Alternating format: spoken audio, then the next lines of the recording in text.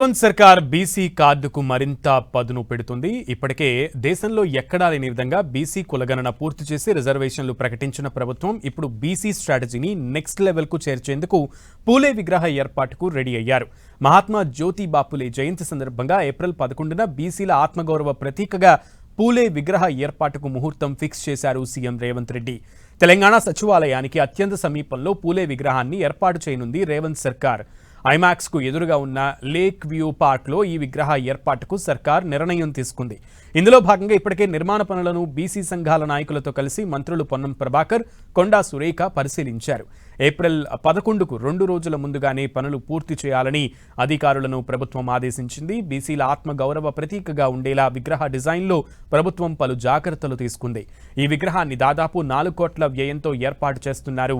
విగ్రహ ఆవిష్కరణ కార్యక్రమానికి రాష్ట్ర వ్యాప్తంగా బీసీలు భారీగా తరలి వచ్చేలాగా ప్రత్యేక ఏర్పాట్లు చేస్తోంది తెలంగాణ సర్కార్.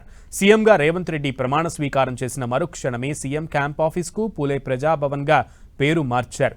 ప్రస్తుతం అక్కడ ప్రతివారం 2 రోజులు ప్రజావాణి నిర్వహిస్తోంది సర్కార్.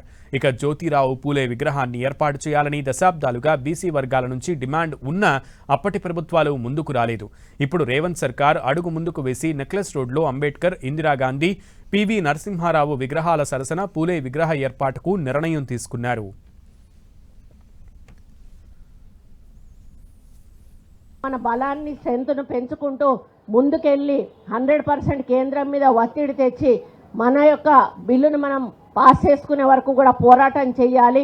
కాబట్టి రాహుల్ గాంధీ గారు దిశా నిర్దేశం వారు చేస్తూ ఉన్నారు. వారు చేసిన దాన్ని బట్టి మనం ముందుకెళ్లాల్సిన బాధ్యత మన మీద ఉంది, సాధించుకోవాల్సిన బాధ్యత మన మీద ఉంది.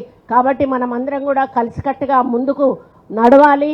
అదేవిధంగా మన ముఖ్యమంత్రి గారి సపోర్ట్ కూడా మనకు ఉంది. కాబట్టి మనం ఇంకా రెట్టింపు ఉత్సాహంతో ముందుకు పోవాల్సిన అవసరం ఉందని తెలియజేసుకుంటూ మరి 11వ తేదీన ఇక్కడ మరి వాళ్ళ ఇద్దరి విగ్రహాలు ఓపెనింగ్ చేస్తున్న సందర్భంలో ఇక్కడ మేము పర్యవేక్షణకు రావడం జరిగింది.